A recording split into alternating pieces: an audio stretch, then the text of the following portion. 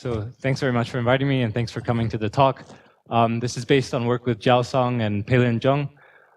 So the goal of this talk is to generalize a lot of the sketching and dimensionality reduction techniques that we have for matrices to the context of tensors. So let me first go over what we have for matrices. So one of the main problems we're going to look at is low-rank approximation. So given a matrix A, which is n by d, we might want to express it as u times v, where u is n by k and v is k by d, and the standard low-rank approximation problem. Many motivations for this. You have much fewer parameters. Instead of n times d, you have n plus d times k, and k is typically small. It's easier to multiply a vector x times a, because I can first multiply x times v in dk operations, then multiply that by u in nk operations. And a lot of times, your matrix A is only high rank because of noise that was added in some system, and so finding a low rank approximation can be viewed as denoising A. There's a standard way of solving low rank approximation through the singular value decomposition, or SVD. So the truncated singular value decomposition works as follows. So you take A and write it in the SVD as U, which has orthonormal columns, sigma, which has non-negative, is a diagonal matrix with non-negative entries that are non-increasing. The largest is at the top as I go down, and V is orthonormal rows.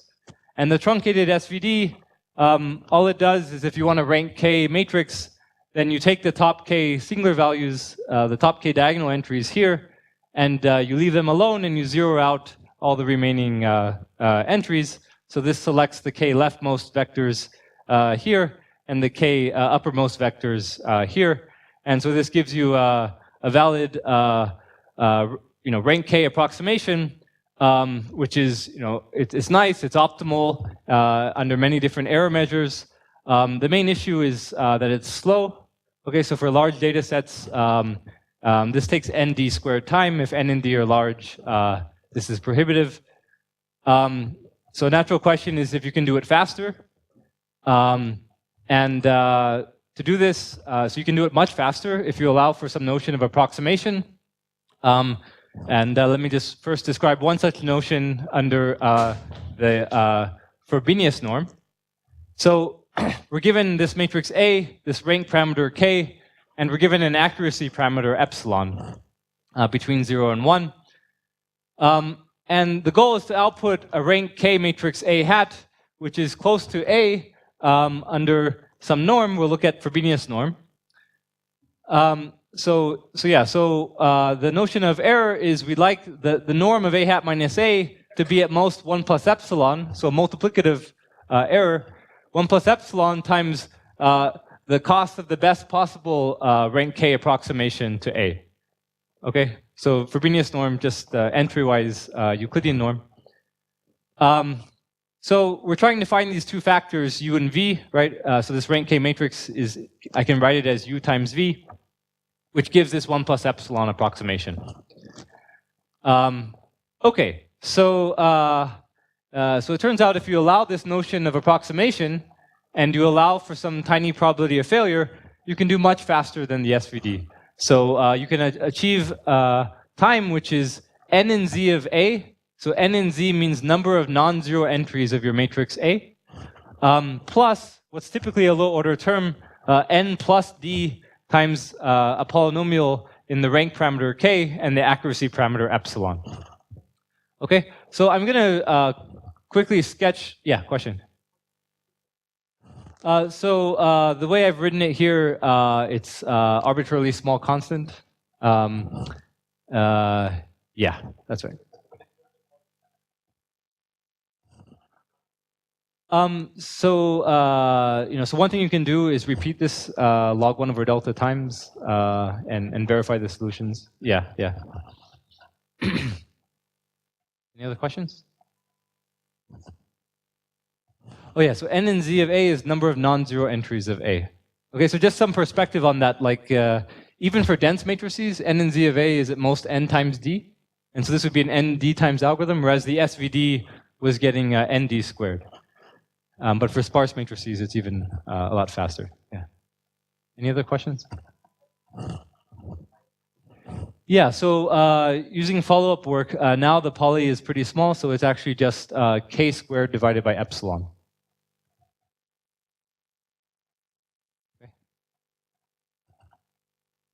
Okay. So let me sketch how to do this, because we're going to use similar techniques when we look at tensors, which is the focus of this talk. Different techniques, but building off of these. Okay, so how to solve a low-rank approximation for matrices? So the very first step is to choose a random matrix S from a certain family of matrices. But the important point is that S is a very wide fat matrix. Okay, it has a very small number of rows, roughly k over epsilon rows. And we compute S times A. Okay, so this is going to squash the number of rows of A down to something very small. Yeah. So okay, so let's look at this. So let's think of the n rows of A as being points in R to the D, which I've drawn here. And S times A is taking random linear combinations of these points. Okay, so I'm taking k over epsilon random linear combinations, and I can think of the row span of S times A as being a k over epsilon dimensional subspace of R to the D. Okay, so the set of all linear combinations of the rows of S times A is a k over epsilon dimensional subspace, which I've drawn here as a line. Okay, so the next step in this algorithm is to take the rows of A, these n points, and project them onto S times A. Okay, so orthogonally project them. Find the closest point in this low dimensional subspace to each of these n input points. Okay? And finally, the last step is just to compute the SVD of these projected points. Okay, so we still have n points. We started off with n points, we still have n points. But now they all live in this much lower dimensional space. Okay, they live inside of S times A instead of R to the D. Okay, so if we use the coordinate representation of this low dimensional space, then SVD is now efficient, right? So we said SVD was number of points times dimension squared. We still have n points, but the dimension, instead of being D, is now k over epsilon. Okay, so we get an n times poly k over epsilon time algorithm. So let me get into this in a little bit more detail, but a first natural question you might have is like, what is this matrix S? So one natural possibility is that S can be a k over epsilon by n matrix of IID Gaussian random variables. This turns out to work in the sense that if you do this procedure of computing S times A and then projecting your points onto this space, if you solve the SVD in this small space, then you'll get a 1 plus epsilon approximation to the original problem. The problem with this S, though, is that it's a dense matrix. Okay, so computing S times A is, you're not going to get time which is proportional to the number of non-zero entries of A. I mean, just S is dense. In a nice paper of Thomas Sarlos, he showed that instead you could choose S from a more structured random family of matrices called fast Johnson-Lindenstrass transforms, which have roughly the same number, small number, k over epsilon rows. So again, wide fat matrices. But now S times A can be computed much more quickly, so it can be computed in roughly n times d time. Okay, so it's very good for dense matrices. But if your matrix A is sparse, then this procedure can't exploit the sparsity of your input matrix. Okay, so it always has nd time. Instead, what we looked at is instead choosing what's called a count sketch matrix. It has slightly more rows. Instead of k over epsilon, think of it as poly k over epsilon rows. But still, it's wide and fat, and the number of rows is independent of n and d. And the nice thing about such matrices S, if you haven't seen them before, is that they're extremely sparse. Okay, so each column has a single non-zero entry chosen at a uniformly random position. And that non-zero entry is +1 with probability 1/2.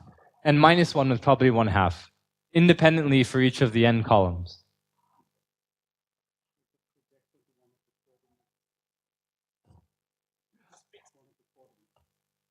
Yeah, so one way of viewing this when you apply it to a vector is it's partitioning the coordinates into groups. Okay, so every column has exactly one non-zero entry. When I'm applying this to a vector, I look at the an entry in the vector, I look at its corresponding column, and there's one non-zero location in that column. And so you can think of partitioning the columns into hash buckets, where each hash bucket corresponds to a row of S. And so I'm partitioning the coordinates into hash buckets, and then I'm scaling them by random signs and adding to what's already in that hash bucket. Does that explanation make sense? So each non-zero, if I apply this to a vector, each non-zero coordinate of that vector corresponds to a column in S, and there's a single non-zero entry in that column. So I scale that entry by 1 or -1 and add it to what's already in that row. Yeah. Oh, okay. Doesn't have this background. Okay, but are there any questions about? Oh, okay. Sure. Yeah. Sure. Yeah. So let's just look at here's S, and here's a vector y. Okay. Oh, okay. So I'm going to apply this to A, but the way I'm going to apply it to A is I'm going to apply it column at a time. For each column of A, I'm going to apply the same procedure. So let's just look at applying it to a single vector, y. Okay? So I'm interested in computing S times y. I'm looking at, say, the ith coordinate of y. Right? Now, the ith coordinate of y, when I multiply by S, what is this product? Well, it's the sum over the columns of S. So let's let S star I denote the ith column times the ith entry of y. That's just another way of writing matrix vector product, right? Now, if I look at the ith column of S, by definition, there's only a single non-zero entry in this column, in some location. I don't know where it is, but it's in some location, right? So I take this column and I scale it by yi, and I add it to my overall sum. That's how I can compute this matrix vector product. But importantly, this just takes constant time because there's only a single non-zero entry in this column. Is that clear to everybody? Okay. So basically, I can compute S times the first column of A in number of non-zero entries of the first column time, and I can do this for each of the columns of A. So overall, this takes n and z of A time to compute.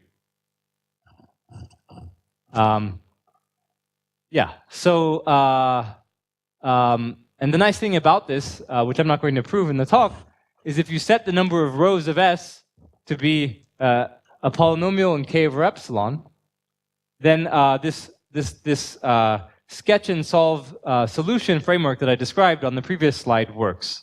That if I compute S times A, I take each of the n rows of A and project them onto S times A, and then compute the SVD, that'll get a good relative error solution. Okay, so this sketch and solve framework turns out to work if the number of rows of S is an appropriate polynomial in k over epsilon.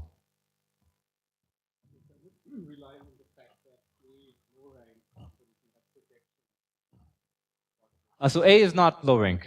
So A is arbitrary rank. We're just trying to approximate it as well as the best rank K matrix can approximate it.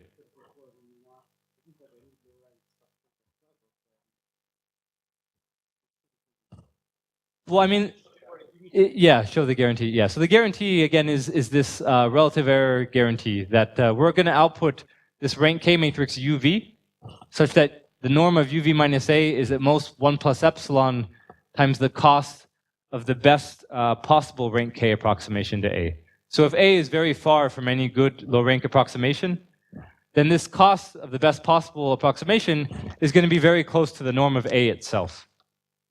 And so if I then multiply the norm of A by 1 plus epsilon, I'm going to get something which is even larger than the norm of A. Yeah.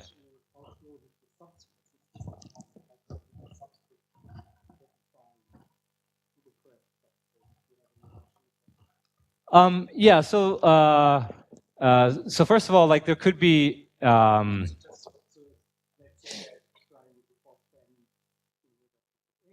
Yeah. I mean, there's some issue like you'll never be close. Like, what if like the 11th? What if the 11th singular value was the same as the top 10, and then all the other singular values after the 11th were arbitrarily small, and now you're asking for the best like rank 10 approximation? Then I mean, there's no reason you should select like the top 10 singular vectors as opposed to like choosing the 11th and not choosing the first, or choosing some combination inside of that singular space. So we're not guaranteeing closeness in terms of the top singular vectors themselves. We're guaranteeing closeness in terms of the objective function value, which arguably is more useful in some senses, especially in this kind of setting where you don't have any kind of singular value gap. Yeah. Question.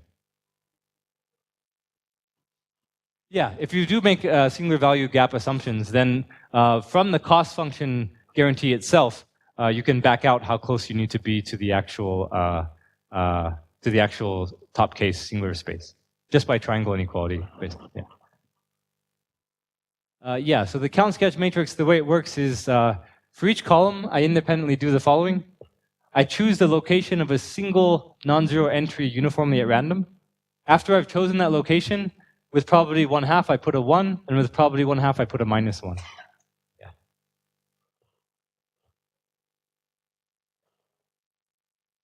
That the location is uniform. Yeah. So that's very important. Did you have something else in mind? I mean, I don't know. Yeah, I mean, like basically, you're trying to, like if you apply this to a vector, for instance, you're trying to preserve its Euclidean norm. And there would be a problem if, if all the non-zero entries occurred in the first row, for instance, then, yeah. Yeah.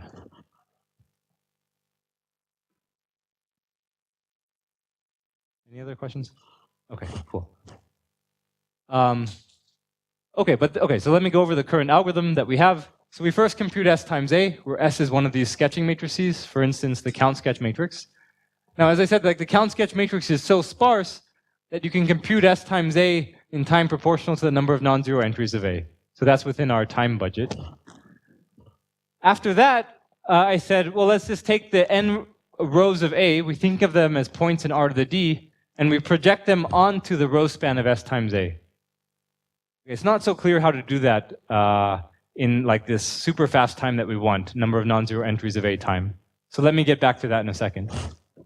But finally, after we have these endpoints projected onto this low-dimensional space, now they live in a very low-dimensional space, and so we said that now the singular value decomposition is efficient, because it's n times a small dimension squared. So the bottleneck of the current algorithm really is the second step. How do I project these n rows of A onto this low-dimensional space in time proportional to the number of non-zero entries of A? The way, so I don't know how to do that. The way that we do this is instead to approximate the projection. Okay, so let me just say what this means. So projection here, there are very fast algorithms for approximate projection. And let me just say what the problem is here. So we have our matrix A, and we're looking at its n rows. And what the theory guarantees, which I didn't prove, is that the row span of S times A contains a good rank K solution.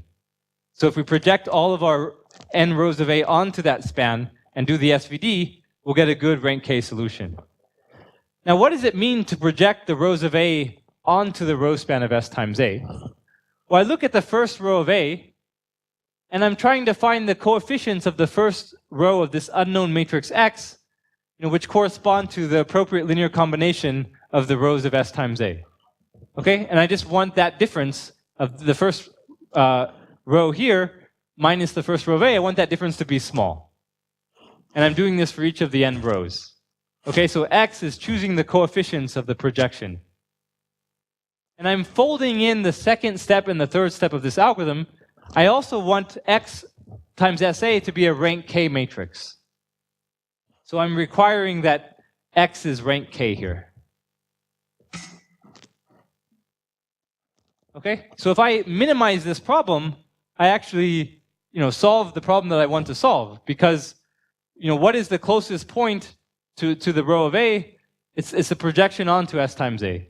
And I'm minimizing the Frobenius norm, so it's the sum of squares of differences. So really, if I'm actually minimizing this problem, I'm finding the projection for each of the n rows of A. Yeah, question? Yeah, x is the list of coefficients. So a row of x is telling me which coefficients should I choose in S times A. So I'm taking a linear combination of the rows of S times A, and I'm trying to get a point which is very close to the corresponding row of A. Yeah. Okay, so that's the problem we're actually trying to solve. And I said I didn't know how to do that in number of non-zero entries of A time. But what we can show is that if you instead sketch again, apply another one of these random matrices, but this time on the right, then you can approximate this projection. So what do I mean? So instead of solving this problem, suppose we multiply on the right by another one of these random matrices R. So think of it as, again, a count sketch matrix, but now it's transposed. So R has a single non-zero entry per row now. It's the transpose of a count sketch matrix. And the number of columns of R is a small polynomial in K over epsilon. And it has D rows. Okay, so now I'm squashing down the number of columns. Okay, so I take A, I multiply it on the right by R, I replace D, the number of columns, with a small polynomial in the rank parameter K and epsilon. And I also squash down SA to SAR. And what we can show is that actually, for every x, the solution is preserved up to a 1 plus epsilon factor. Okay, so that's the guarantee of these sketching matrices R. So instead of solving this original big problem that depended on D, I got rid of D. I replaced D, the number of columns, with poly K over epsilon. And now this is a very tiny problem. Right? It no longer depends on D. I can just solve it in n times poly K over epsilon time. I mean, now I can just afford to take each of the n rows of AR and project them onto S times AR. Okay, so just like to recap, the overall algorithm is n and z of A time. I'm spending n and z of A time to compute S times A times R, where S and A are count sketch matrices. And I'm computing A times R, where R is this count sketch matrix. And then I'm solving this small problem, and this small problem can be solved in this typically lower order time, n plus d times poly K over epsilon. Question, yeah. Rank K. Yeah, so this actually preserves the solution cost for every x. So in particular, if I minimize over some constraint set, in particular the set of rank K matrices X, I'll get the same minimum as if I were to solve the original problem. Like the solution is preserved for every single X. Yeah. So R is what's known as an affine embedding. Like it's preserving, I mean, it's an embedding because it's embedding the entire space. But yeah.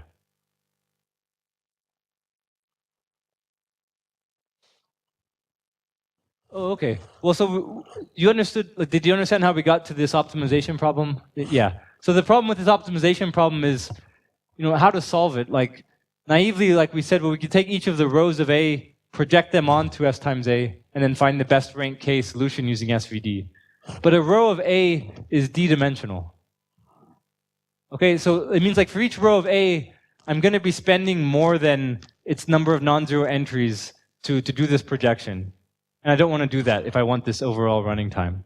So instead, the role of R is to replace D with a much smaller dimension. So A times R doesn't have D columns, it has poly K over epsilon columns. Once the dimension of the rows of A is reduced, now I can afford to do this projection in SVD. Does that make sense? Okay. Yeah. That's basically for bookkeeping and for solving this small problem. Yeah, to solve this small problem, I need n times poly k. I still have n rows here, so I need n times poly k over epsilon. Actually, I don't need a plus d in this presentation. Yeah.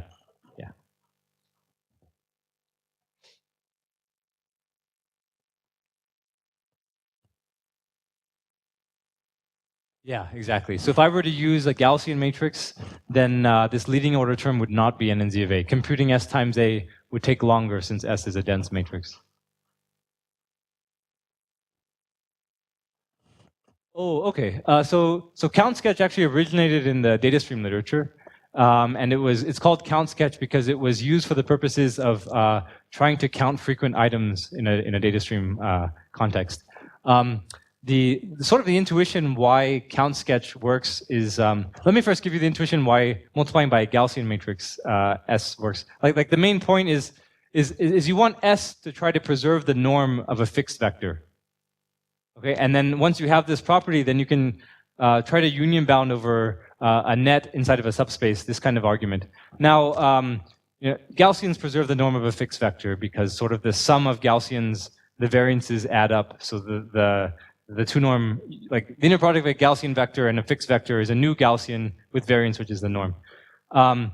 The count sketch, what it's doing is it's also preserving the norm of a fixed vector with good probability. So if I look at S times Y, then what's happening is I'm partitioning the coordinates of Y into buckets, like we said. And in each bucket, I'm scaling by random signs. When I scale a vector by random signs, and I look at the expected value of the square, I get the 2 norm of that vector. Does that make sense? So like if I look at a fixed vector and I scale by random signs and I look at the expectation, then this is going to equal the norm of that vector.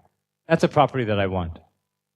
Okay, so what count sketch is doing is it's partitioning the coordinates into buckets, the rows of S, and for each of those buckets, it's taking the inner product with the sign vector. So I'm preserving the 2 norm on each of the buckets, and I'm adding them up. So that's why count sketch preserves the 2 norm of a fixed vector. Now, why does count sketch preserve the norms of all vectors in a subspace?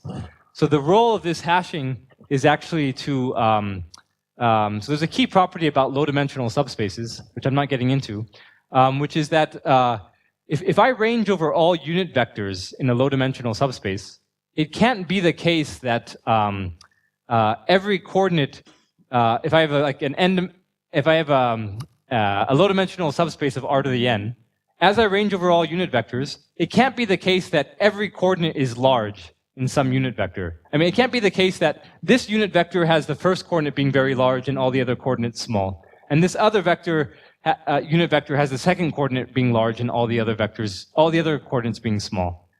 There are only a small number of coordinates that could ever be large in a unit vector in a low-dimensional subspace. Does that make sense? Like I can't have all the standard unit vectors in a low-dimensional subspace, right? This would have like rank n, right? I have rank k, if I'm looking at like a rank k space, I could only have k of these. But there's an approximate notion of this as well. Like I can't have many vectors which have like a dominant coordinate in a different position. And this is sort of the intuition, like what count sketch is doing is it's hashing coordinates into buckets, and it's trying to, you look at the fixed set of coordinates that could ever be large as you range over all unit vectors inside of your subspace, and you want that fixed set of coordinates to get hashed to different buckets in count sketch. Because if these things collide with each other, then they cause problems for concentration arguments. But that's sort of the intuition, that low-dimensional subspaces can only have a small number of coordinates that could ever be large in unit vectors. And we want that small set of coordinates to get perfectly hashed by the count sketch buckets to give us good control over the concentration. Yeah, I don't know. Just a high-level explanation. Any other questions?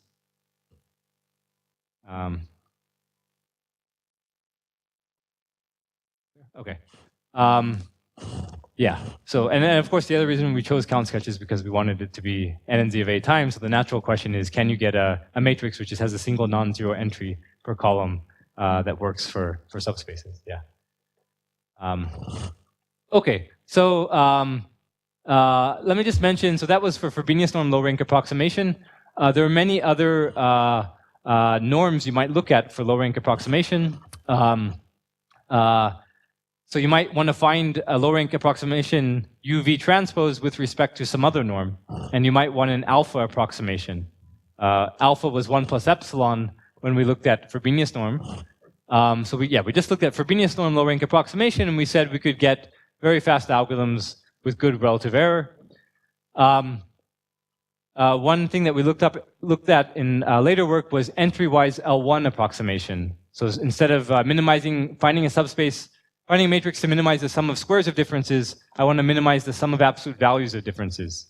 The problem is NP hard, but you can still get approximation factors alpha, which are like polynomial in K and log n.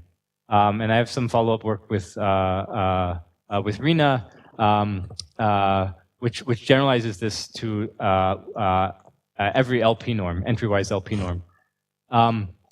Another thing you could look at is something that's not quite as robust as L1. So we say that L1 norm is robust because you're not squaring the differences. So if you have like one entry which is grossly perturbed from all the other entries, you're paying more attention to it because you're squaring it, and you're paying less attention to the remaining data. So L1 low-rank approximation is good to avoid that problem. But something in between L1 and Frobenius norm low-rank approximation is sum of L2 norms. Like I might want to find a matrix which minimizes, I want the difference of the two matrices. I want to minimize the norm, which is the sum of the column norms of a matrix. Okay, so this is more robust than Frobenius. It's also NP hard, but you can get good approximation algorithms. Another thing you can look at is weighted Frobenius norm. Maybe it doesn't make sense to give all entries of A the same importance. So maybe there's a weight matrix W, which corresponds to entry-wise scaling each of the each of the errors, and you can get algorithms for general W. Importantly, none of these results that I mentioned here make any assumptions on the matrix A, so there are no incoherence assumptions or anything like that, though we are getting approximation factors that are like polynomial in K. And they get input sparsity running time, N and Z of A. Yeah, question, yeah. Yeah, so you can get L infinity entry-wise, yeah, the Chebyshev norm, or, yeah. Yeah.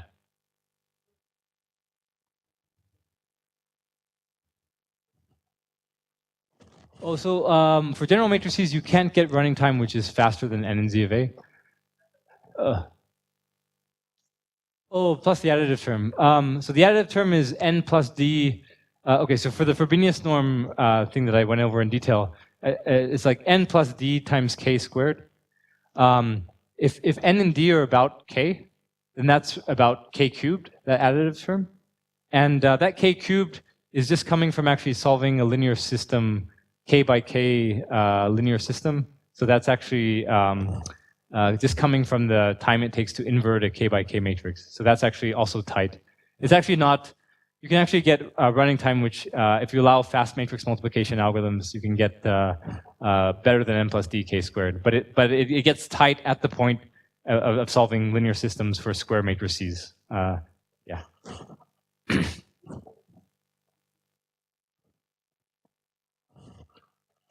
Yeah, so I mean, these norms don't make sense over finite fields, but one thing we've been looking at recently is the Hamming norm.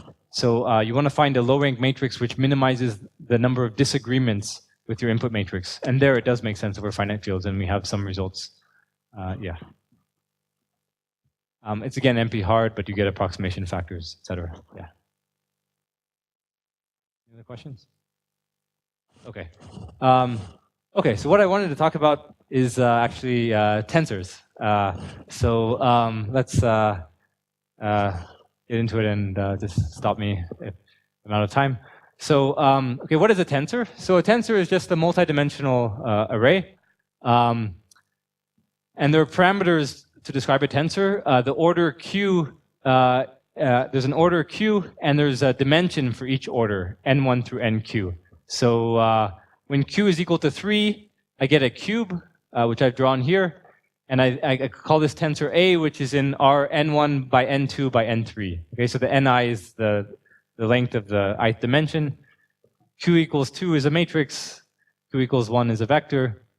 I'm just going to set up some terminology for tensors. So you have columns, you have rows, and the stuff going into the board, I'm going to call these tubes. And you also have faces of a tensor. So you have a column-row face formed by a column and a row tube face, and a tube column face. Okay. Okay. So those are tensors. I'm going to focus the talk on third-order tensors. The results work for general Q-order tensors. Okay. So those are tensors, and you could ask the same question we asked for matrices, like, can we get tensor low-rank approximation with respect to the same error measure, the Frobenius norm? I mean, why not? We could get it for matrices. Why can we get it for tensors? So let's just formulate the problem. Let's look at third-order tensors, and let's just say they're n by n by n. We're given some rank parameter k and some accuracy parameter epsilon. And why can't we just ask the same question? Like, can I output a rank k tensor, a hat? I didn't say what rank means yet for a tensor, but I will in a moment. Can I output a rank k tensor, a hat, so that the Frobenius norm of a hat minus a is small? Frobenius norm is still well-defined. Sum of squares of differences. I don't care if it's an array or a matrix. Yeah, maybe can I get an alpha approximation? I mean, the Frobenius norm of a hat minus a is at most alpha times the min over rank k tensors a prime of the Frobenius norm of a prime minus a. Okay, so the first question is, yeah, let's just call this opt. Can I get an alpha opt cost solution? The first question is, what is the rank of a tensor? I'm going to focus, there are various notions. I'm going to focus most of the talk on what's called the CP, or canonical rank. What this is just the minimal number of outer products of rank 1 matrices I need to add up until I get my tensor. Okay, so like if I have a matrix, I can take U1 cross V1 plus U2 cross V2. The minimal number of these sums is the rank of my matrix. And I can just define the rank of a tensor in the same way. So I'm taking 3 of these things, UI cross VI cross WI, and I'm adding up, I'm taking their outer product, I get an n by n array, and I'm adding up k of them. That's my rank k tensor. And yeah, I'm just trying to find this rank k tensor, which well approximates A. Just for some notation, I'm going to write this U cross, like this rank k matrix, as an n by k matrix cross an n by k matrix cross an n by k matrix. What this means is take the first column of U, take the first column of V, take the first column of W, take their outer product. I get an n by n rank 1 matrix. Add that to the second column of U, outer product, the second column of V, outer product, the second column of W. I get an n by n matrix. I do that k times. Okay, so this is just a way of writing the factors. So can I find these 3 n by k matrices? Okay, so yeah, so that's the question. Is there an efficient algorithm to output a rank k tensor a hat, providing an... Okay, so there are no known results achieving this guarantee. So there are a few problems with this formulation of the problem. So does anyone see some problems with this formulation? Yeah. So the first thing is the min doesn't exist, so it's not even a well-defined problem. Okay, let's say I replace the min with an infimum, or maybe add some small, let's say I replace the min with an infimum. Anyone see some other problems? Well, yeah, I'll show you why the min doesn't exist on the next slide, or next two slides. But I mean, why should it exist? I mean, a priori, I mean, there's no like Eckert-Young SVD. There's no such theorem for tensors, so why should? I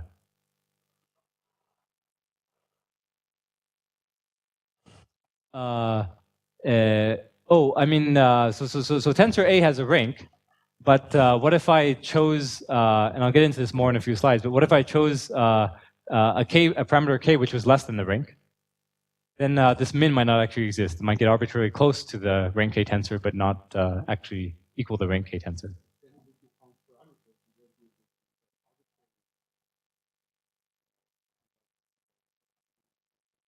I'm not saying all of the tensors have this property. I'm saying some tensors have this property. Yeah. Okay, so that's, you know, I mean, orthogonal vectors in the dimension is a nice special case of tensors, but all the results here I want to stress hold without any assumptions on the tensor. So not orthogonal factors. That I'll get into, yeah. Okay, so existentially the problem doesn't make, I mean, so there's some problem with the definition here. What about like computation?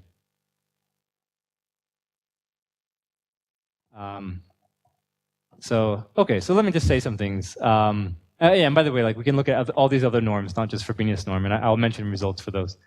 Yeah, so no algorithms achieving this guarantee have been proposed. The first kind of weird thing, if you haven't worked with tensors before, is the rank of a matrix, n by n matrix, is at most n. The rank of, you know, a third order tensor can be as large as n squared. Okay, and that's a little bit, yeah, it's a little bit weird, but so what? I mean, that doesn't preclude us from getting algorithms a priori.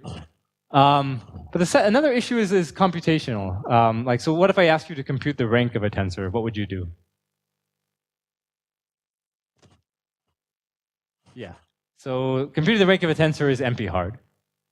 So if I had an algorithm that achieved this kind of relative error guarantee, then I could just do like a binary search over k and find the smallest k for which this cost is 0, and I figured out the rank. You know, great.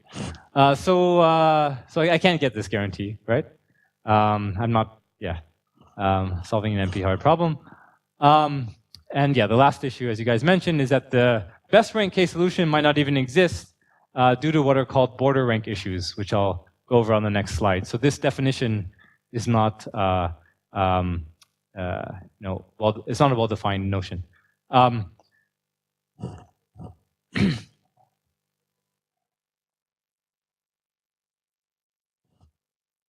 Yeah, so you can't achieve this guarantee, even if the min did exist for your tensor, you can't achieve this guarantee because, you know, in the worst case, because you would be solving an NP hard problem. We're going to solve this problem, this multiplicative guarantee. Yeah, so I'll mention things like this. Though we will end up getting a multiplicative guarantee, almost. But let me okay, so let me just say why the problem is not well defined. So some questions came up about this. So as we said, the rank of a matrix A is just the smallest k, so that I can write A as the sum of k outer products. And the rank of a third order tensor A is the analog. I'm writing it as a sum of k outer products of 3 n-dimensional vectors. There's this other notion called the border rank of a tensor A, which is the smallest integer k such that there exists a sequence of tensors, each of rank at most k, whose limit is equal to A. Okay, so let me give you an example. Okay, so let U and V be two unit vectors, and suppose they're not equal to each other.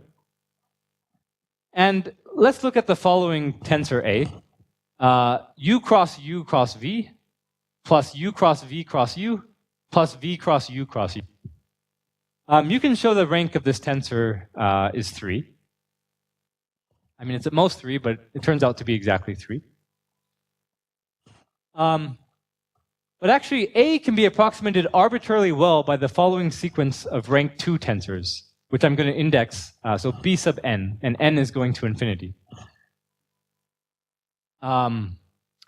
So it's not so important what the form of these things is. I'm just giving an example. But define b sub n to be the difference of two rank 1 tensors. So it's rank 2. It's not so important what this is. But I can rewrite b sub n to equal a plus 1 over n times a tensor with bounded norm plus 1 over n squared times a tensor with bounded norm. So as I take n to infinity, b sub n gets arbitrarily close to a. This means the border rank of a is less than its rank 3. It's at most 2. Okay, so now let's look back at what we said. We wanted to achieve this error guarantee. Suppose someone handed me this matrix A, this rank 3 matrix A, and asked me to find the best, this rank 3 tensor, and asked me to find the best rank 2 tensor approximating it. Yeah. What's that? Oh, Bn is a difference of two rank 1 tensors, right? This is rank 1, and this is rank 1. I mean, so it's a sum of two rank 1. Yeah. So suppose someone gave me this tensor A, it was rank 3, and asked me for the best rank 2 approximation. You give me any rank 2 approximation, I can go farther along in the sequence of the Bn's and give you a better rank 2 approximation, a much better rank 2 approximation. So this is why the problem is not well defined. Right? There's no rank 2 tensor which causes the cost to be 0, because the tensor is rank 3. But I can get arbitrarily close to 0 just by choosing a better and better rank 2 tensor.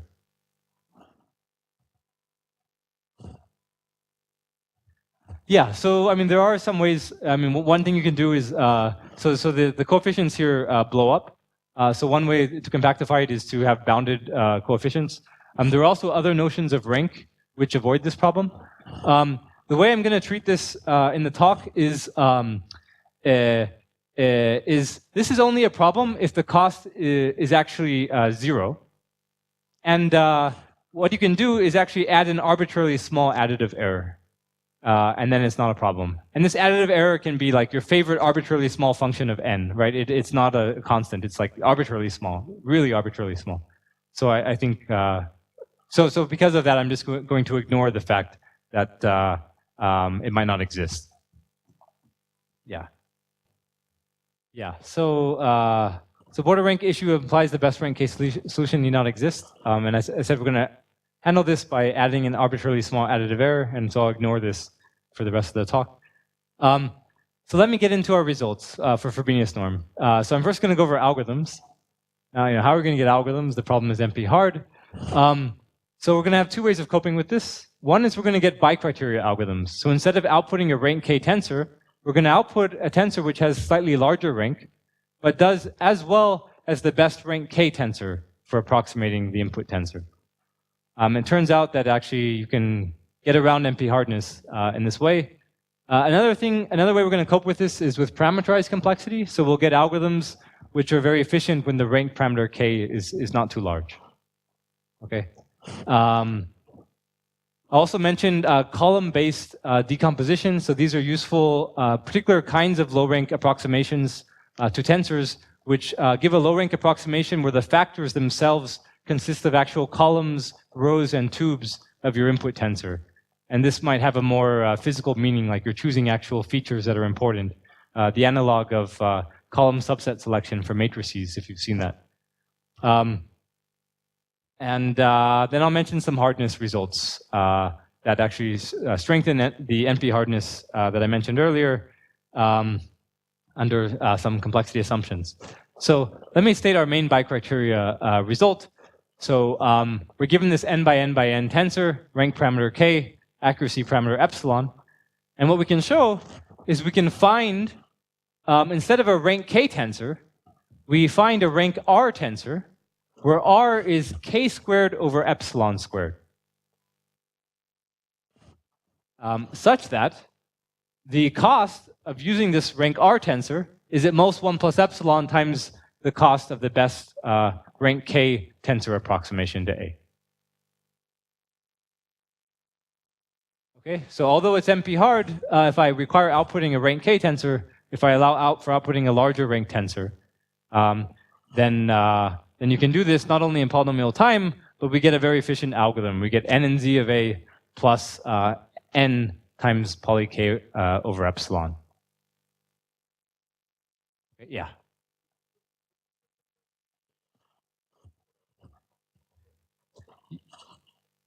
Yeah. Yeah. And for a lot of these applications, the number of parameters is not a hard constraint. So this is still giving a significant parameter reduction. Like if K is small, K squared might also be small. Yeah, question? Yeah, so there's an additive error if the cost is 0 and the border rank is less than the rank. And the additive error is actually arbitrarily a small function of n. Yeah. Yeah, that's what I just mentioned. Like, so if the minimum is not defined, you have to add an arbitrarily small additive error, which I'm just going to ignore. So think of adding 1 over n to the n to the n. Yeah. I don't want to. Yeah.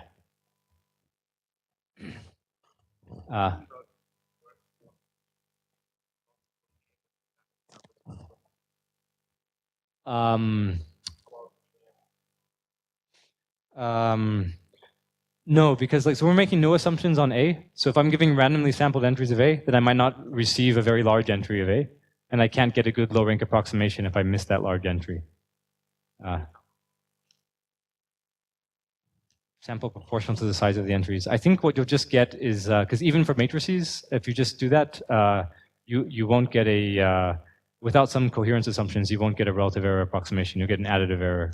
And the additive error will be like epsilon times the Frobenius norm. So these cover, yeah. So you can't get a relative error approximation for matrices just by norm sampling.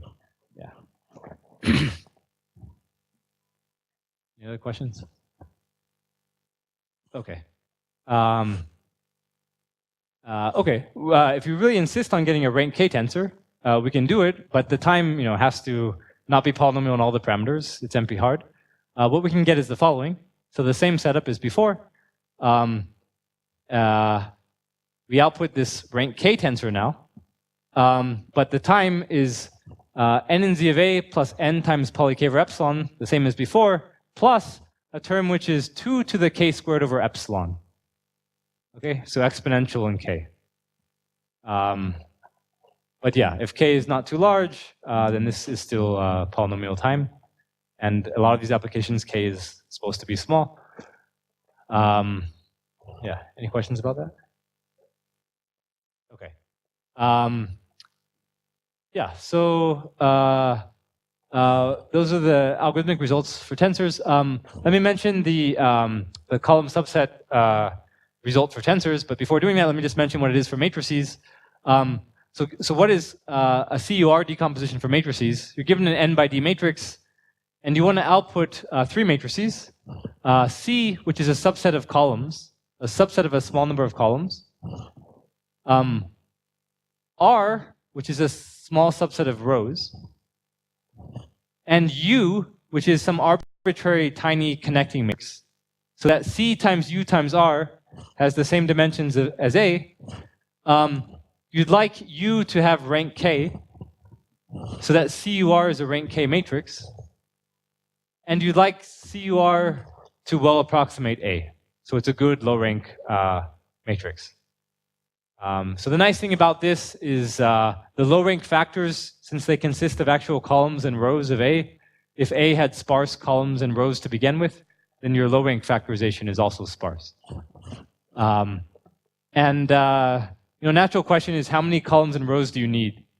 For matrices, one thing we showed is that you can get K over epsilon rows and columns, with U having rank K in n and z of A log n time. And there's also a lower bound. So there exist matrices for which you simultaneously need K over epsilon rows, K over epsilon columns, and rank K. one byproduct of the results in this new paper is that we can improve the running time to n z of a instead of n z of a log n. But more importantly, I mean, we get the first analog for tensors. So what is the definition for tensors? You want to output, you're given this n by n tensor, you want to output a small subset of columns that might occur anywhere in this array. Call that C. This n by the small number of columns you chose. A small subset of rows, this R. And a small subset of tubes. And you want this rank K tensor U, which connects the this C, R, and T. So you can write this rank K tensor in the following way. It's not so important what it is, but you're taking outer products of columns, rows, and tubes from the small set of columns, rows, and tubes that you've chosen, and U is telling you the coefficients to place on those outer products. And yeah, you want a 1 plus epsilon approximation with respect to the best rank K approximation. How many samples are necessary and sufficient? So we show that in n z of a time, you can get poly K over epsilon columns, rows, and tubes. But we can't actually find this tensor U, which has rank K, like the corresponding coefficients. If we could, then we'd be getting a rank K approximation. And as we already know that this is NP hard, so there should be some reason we can't do this. However, if you actually want to find the rank K U, you can do it in time n z of a log n, but you have this additive 2 to the k squared over epsilon term. And then you can really get the tight parameters. You can get k over epsilon columns, rows, and tubes. And you can show a matching hard instance for this problem. Yeah, so that, yeah, question? No? Yeah. Yeah, so this is matching existentially hard. Like you need, there exist tensors for which you need at least k over epsilon columns, rows, and tubes. Okay. Yeah, now what about computational hardness?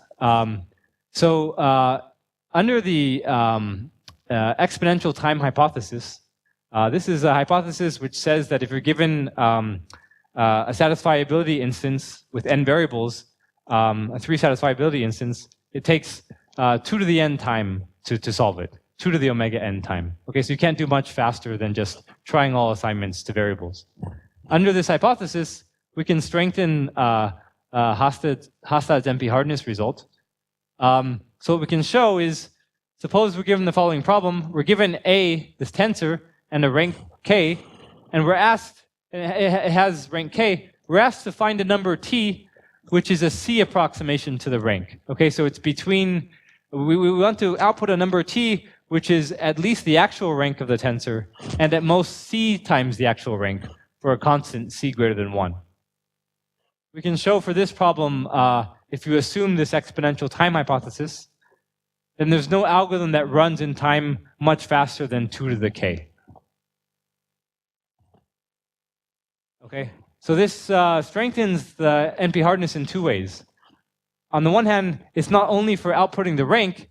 Even if I allow you to output a C approximation to the rank, it's hard. It also strengthens it in the sense that it's not saying that it's not only is it not in polynomial time, it's giving you a concrete running time. You can't even solve it in faster than 2 to the k time. Now, why is this term important? Remember, our upper bounds were something like 2 to the k squared over epsilon. And this is giving some justification that k needs to appear in the exponent. It's giving a 2 to the k lower bound. Yeah. No, C is a fixed constant, sorry. No, it's actually a fixed constant in the proof. It's not an arbitrary constant. Yeah.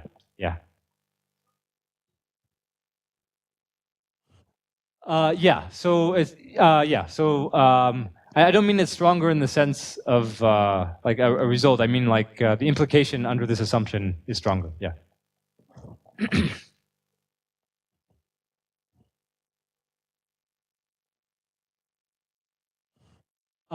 So I don't know. Another question is, could it even be true if C is equal to K? Because our upper bound actually is going to be, if you just apply our algorithm to a rank K tensor, we'll output a rank K squared tensor. So we get a factor k approximation. And what this comes down to actually, like the known hardness proofs, they actually construct explicit tensors inside of the reduction. And it's not actually known how to construct an explicit tensor with rank much larger than k. And so if you follow this known path of hardness reductions, you would actually, if you wanted to prove a k factor lower bound, you would actually be constructing an explicit tensor of rank, a k by k by k tensor, which has rank k squared, which it's a well-known open question. There could be other ways of doing the reduction, but we don't know. Yeah. If you make a different assumption, like Feige's average case assumption, you can get this to be exactly 2 to the k time instead of 2 to the k to the 1 minus the O of 1. But,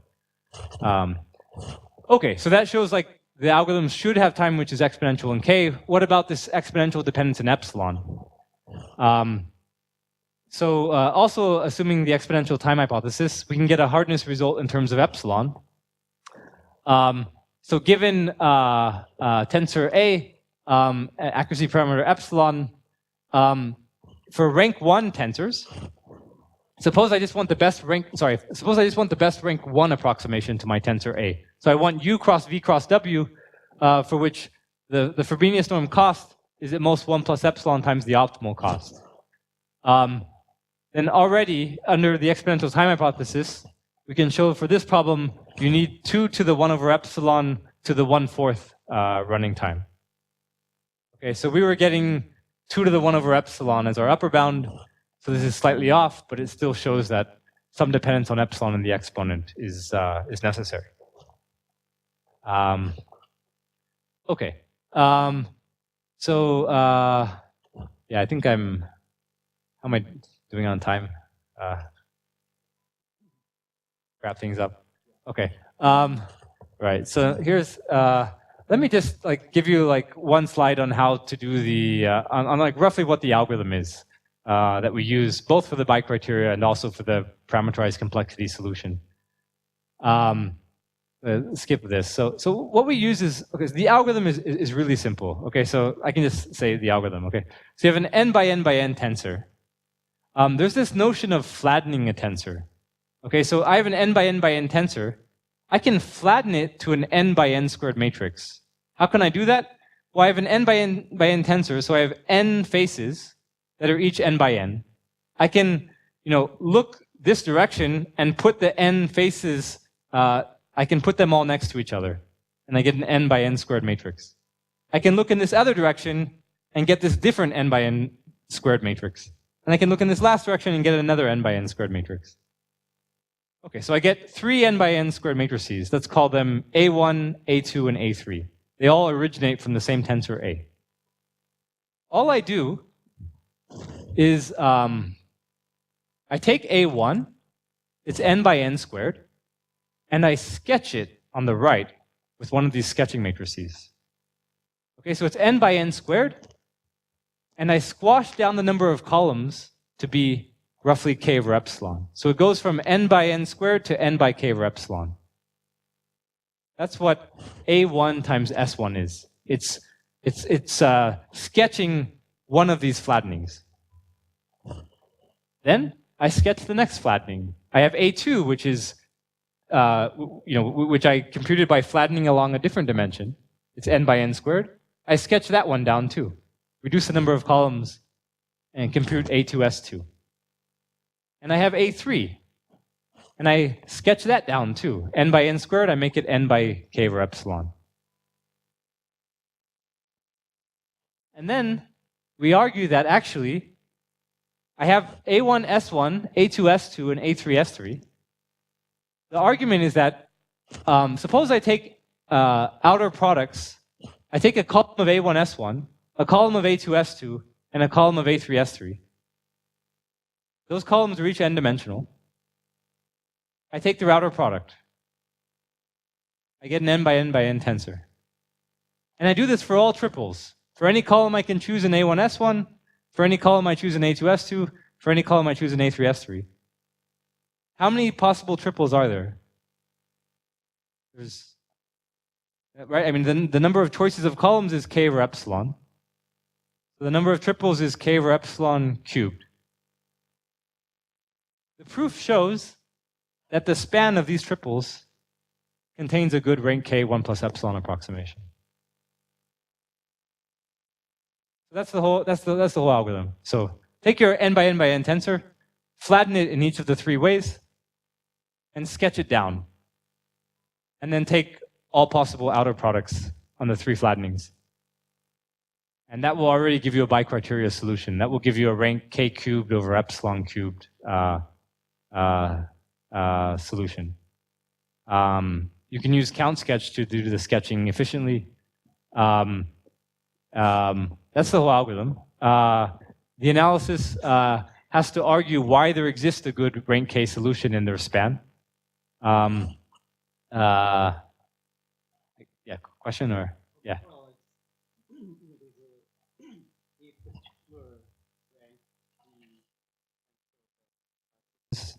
In each of the, we get k over epsilon columns for each of the three flattenings, and we're arguing that their span, the span of the outer products from these three things contains a good rank k solution. I don't know how to do this. So the issue, with using the SVD, is this is going to boil down to a regression problem, and the SVD. Yeah, I can go through the proof in 5 minutes, but if people have to leave, I don't know. Break. Okay, so if you have to leave, just leave, and otherwise, okay. So let me just say a little bit how this works. This will better answer your question. Okay, so we want to argue that the span contains a good rank k solution. Let's define opt to be the cost of the optimal solution, and just assume it exists. If it doesn't exist, then you can take a solution which is far enough along in this sequence of tensors, and let U star cross V star cross W star be this optimal solution, which we don't know. Okay, so we don't actually know it, but it exists. Now let's imagine fixing V star and W star. Okay. This is all a thought experiment. And let's set up the following problem. We want to minimize over U, right? So U is an n by k matrix, right? V star is an n by k matrix, W star is an n by k matrix, right? Because we're taking outer product of first column, yeah. So let's think of fixing V star and W star and trying to solve for U. Okay, so one way of trying to solve this problem, it's a tensor problem, but I can write this as a matrix problem. Right, because the Frobenius norm is symmetric. So what that means is, suppose I flatten, so this is, n by k cross n by k cross n by k.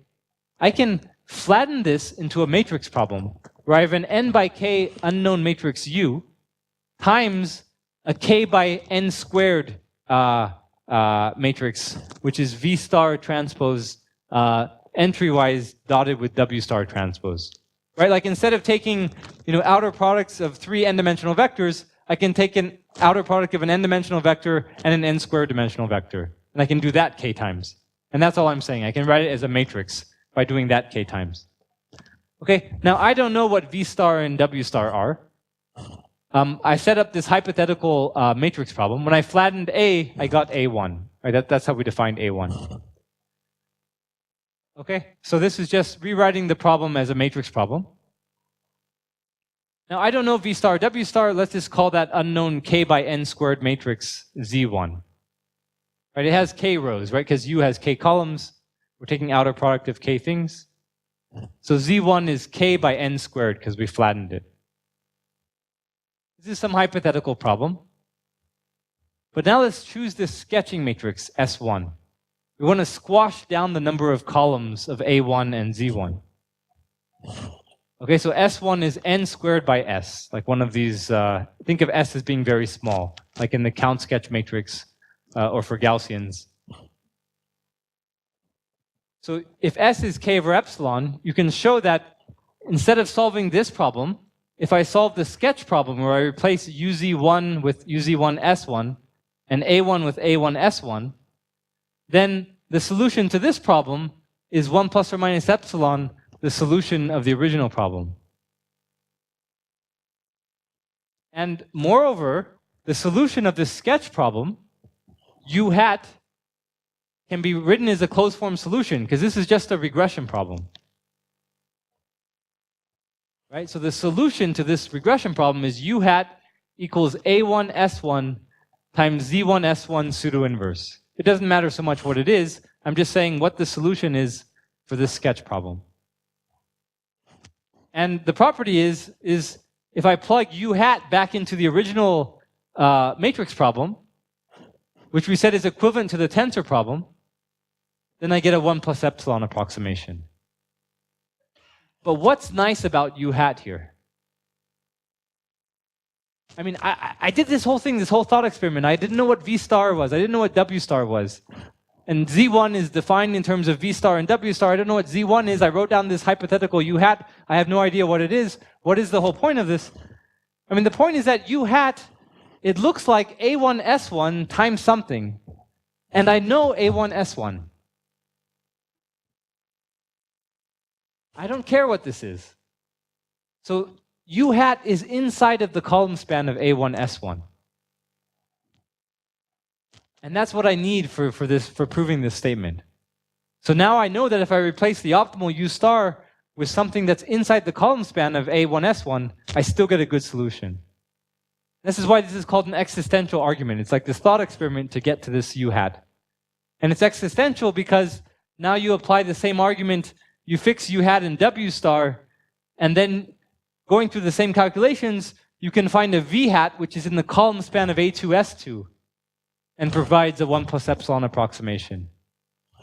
And then you fix u hat in V hat, go through the same calculations, you can find a W hat, which looks like A3, S3 times something I have no clue what it is, but it's in the column span of A3, S3, and it provides a 1 plus epsilon approximation. Overall, I know that there are some coefficients, x1, x2, and x3, in the column spans of A1, S1, A2, S2, and A3, S3, which will give me a good solution. In particular, if I plugged in these unknowns, I would get a good solution. But if I want a bicriteria solution, I can already stop and just output, the span of A1, S1 cross A2, S2 cross A3, S3. So this is how the argument goes. And so basically, going back to your question, it's reducing the problem.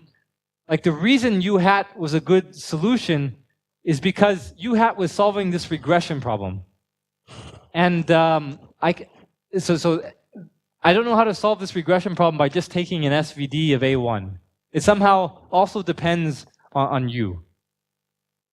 And this unknown, it also depends on this unknown Z1.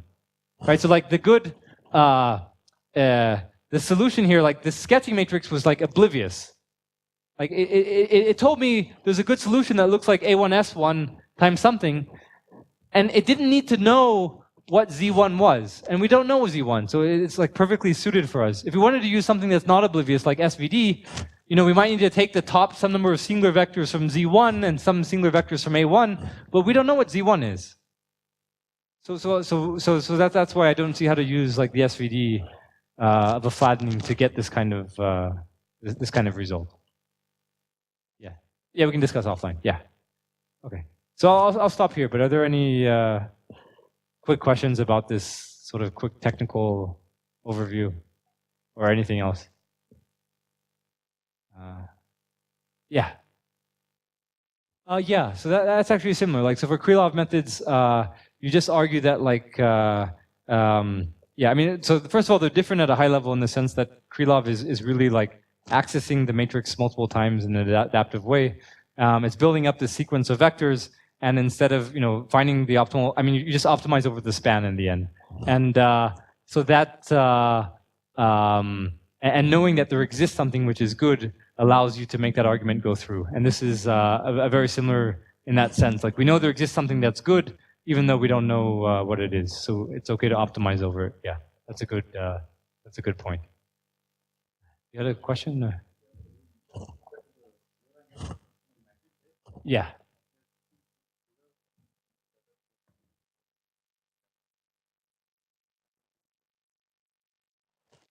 Oh, I see.